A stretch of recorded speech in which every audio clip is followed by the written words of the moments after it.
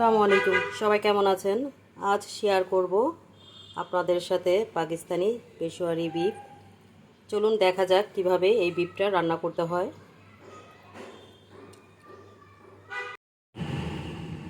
এখানে আমি 1 কেজিরও একটু বেশি গরুর গোশ নিয়েছি, চাকা গরুর গোশ। এখানে হাড্ডিও আছে, নল্লি আছে। আপনি এই গোশে অবশ্যই চর্বি ব্যবহার করতে হবে।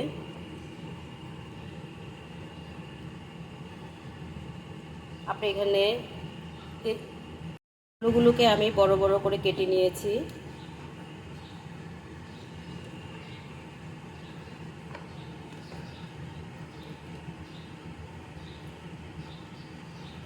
টমেটো এখন আমি একটা টমেটো এখানে 3 টুকরো করে নিয়েছি। কিছু আস্ত পেঁয়াজ এখানে দিব, কয়েক টুকরো পেঁয়াজ।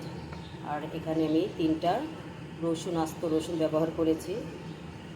আপনারা চাইলে পেঁয়াজ বা রসুন কম বেশি দিতে পারেন। এখানে আমি একটা নাগা বা বোম্বা মরিচ অর্ধেকটা হাফটা ইউজ করব, যেহেতু মরিচ খুব ঝাল।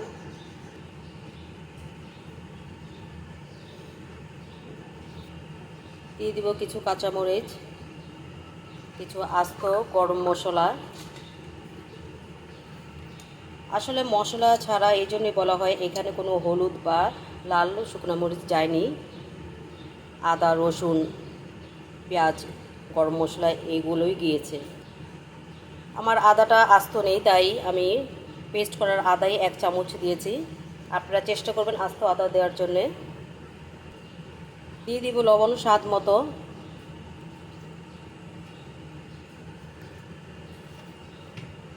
এখন 1 চামচ ঘি দিব, যেহেতু পেশোয়ারি গোশত ঘিয়ের উপরে রান্না করা হয়। এখানে কোনো তেল ব্যবহার করা হয় না।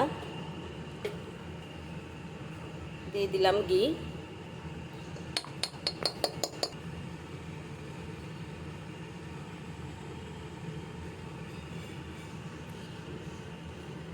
এখন সবগুলোকে আমি 5 মিনিটের মতো একটু সিদ্ধ করে নিব।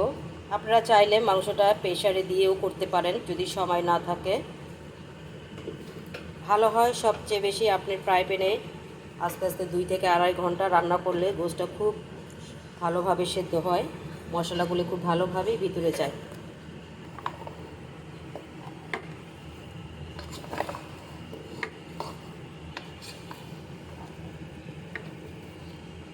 এখন 5 মিনিটের জন্য আমি এইভাবেই একটু রেখে দেবো সেদ্ধ হওয়ার জন্য। এখন দিয়ে দিব গরম পানি সেদ্ধ হওয়ার জন্য ভালোভাবে।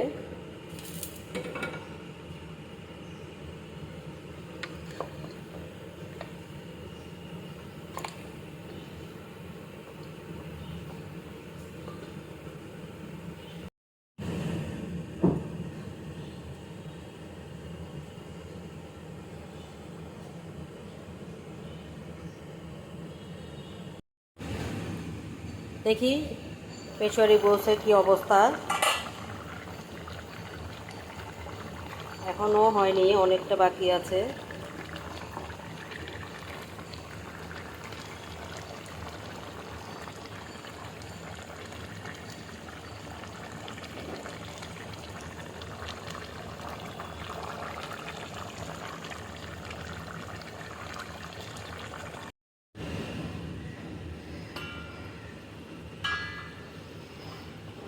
আমার পেশোয়ারি বিফ হয়ে গিয়েছে।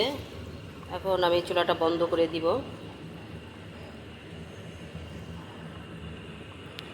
গ্রেভিটাও খুব ভালোভাবে হয়েছে।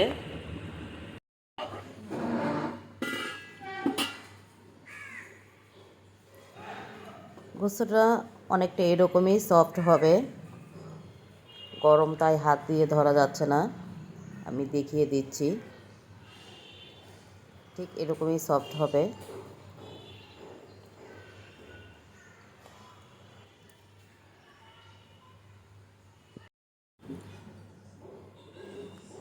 দেখতে খুব লোভনীয় হয়েছে। পেশোয়ারি বিফ পরোটার সাথে খেতে খুবই মজা। গরম গরম বিফ, গরম গরম পরোটা, দারুণ স্বাদ। আজ এই পর্যন্তই। সবাই ভালো থাকবেন, সুস্থ থাকবেন। আল্লাহ হাফেজ।